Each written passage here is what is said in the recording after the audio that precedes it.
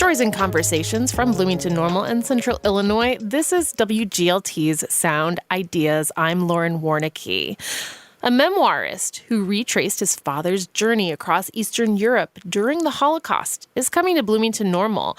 St. Louis-based poet Jason Sommer will speak at the Normal Public Library and Moses Montefiore Temple on January 27th. He tells WGLT's Lindsay Jones that his memoir, Shmuel's Bridge, is less about recounting the history of the Holocaust and more about the relationship between fathers and sons and the nature of truth. I didn't expect to be writing a book and wouldn't have written the book had it not been for an editor friend who, had a need for nonfiction books. And I proposed something to him, and he said, I'd be interested. I know your poems, and I know the stories in your poems. Do you have anything that would tie them together in any way? And I said, well, no. Oh, yeah. We went on this trip, my father and I, to visit the places that he'd been interned and the place of his birth. And we tried to find the bridge from which his brother tried to escape from an Auschwitz-bound train transport. And there was silence on the other end of the phone line, and he said, write me a chapter. The book that you authored and that you're discussing here in Bloomington-Normal later this month is about a physical trip to those places in Europe where your father had been, where your extended family had been during the wartime, during the Holocaust. But I noticed you kind of balk at that being the only characterization of that book. Can you say more about what that book is and what it means? Part of the importance, if the book has importance, it's also covering the Hungarian Holocaust. We forget Hungary was an ally of Germany, and they passed anti-Jewish legislation at the same time in the 20s that the Germans did, and they were enthusiastic in their assistance with the deportation of Jews, even before the Germans moved in to actually take control of Hungary. I think that's little known, really, because Auschwitz takes up all the space in a way. It has become a kind of shorthand for it, but there was lots that happened outside of Auschwitz.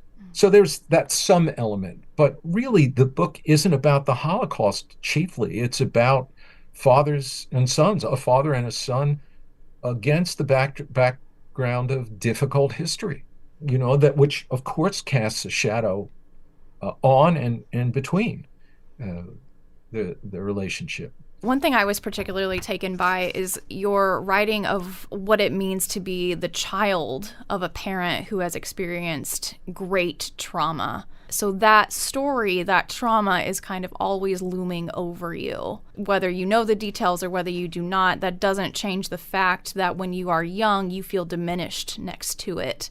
And it's also not lost on me that you took that trip in your 50s. Right. Is that when you felt ready for it? Yes, there was some element of being ready for it, a man in my own right. Mm-hmm. I had published some books. I had won some awards. I felt able for it. The trip that led to Shmuel's Bridge was designed for something more personal. I didn't think of it as instrumental in any other project, but it was to bridge a gap between my father and myself, and to witness at some remove the events of his life, and to come closer to him. To what extent do you feel that worked? I do feel that it worked. I mean, there were some very dramatic moments. There were moments where I saw the rawness of my father's injuries. His brother, the loss of his brother was the deepest loss. I mean, there were over 60 family members that were murdered, but his brother was the one for him. And so when we, at my insistence, tried to commemorate his brother, I felt both that I was helping him lay a ghost in a way and come to peace with something, but I also felt, at least afterwards, that I had probed the wound a little bit so that I could see what was genuine, what was less practiced. After a while, my father he talked about the Holocaust. He did appearances, and spoke about it. He was National Teacher of the Year. I mean, his America's Success Stories is incredible, but it layered practice at speaking that seemed to distance him from the events. And I had maybe it's a writer's need, maybe it's a bad child's desire for to get closer to authenticity in some way. It's interesting because you want to get it right, but what is right? How do you convey what is actual truth? Because there are so many things about that, right? There's the way that it's presented. That's its own kind of thing. There's the actual facts. And then there's the way that you hear it as it's presented to you. There's so many things that converge into making a memory or truth. And I feel like you explore that, and that's why the memoir is not necessarily structured like some more typical memoirs are. Like there's all kinds of movement. Yes, I think that's right.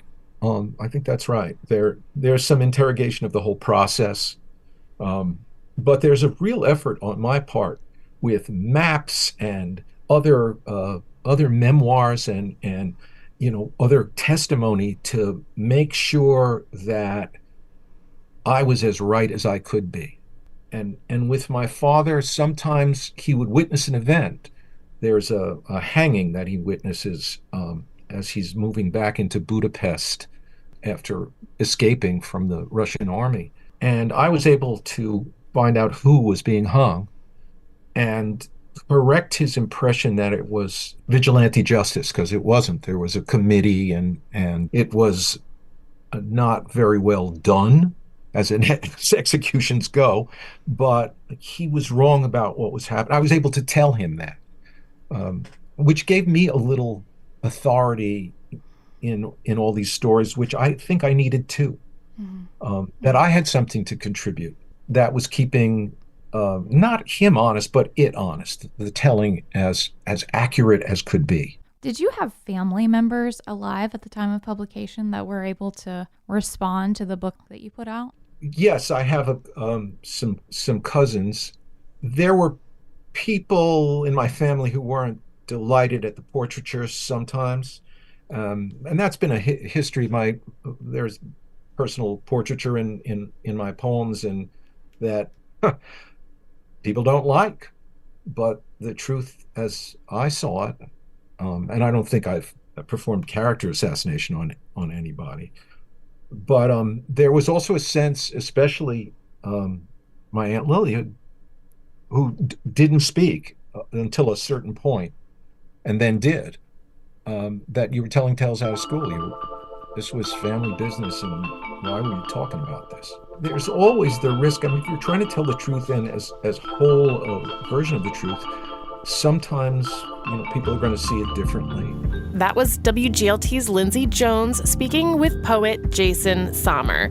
Sommer will be a guest of the Normal Public Library and Moses Montefiore Temple on Saturday, January 27th.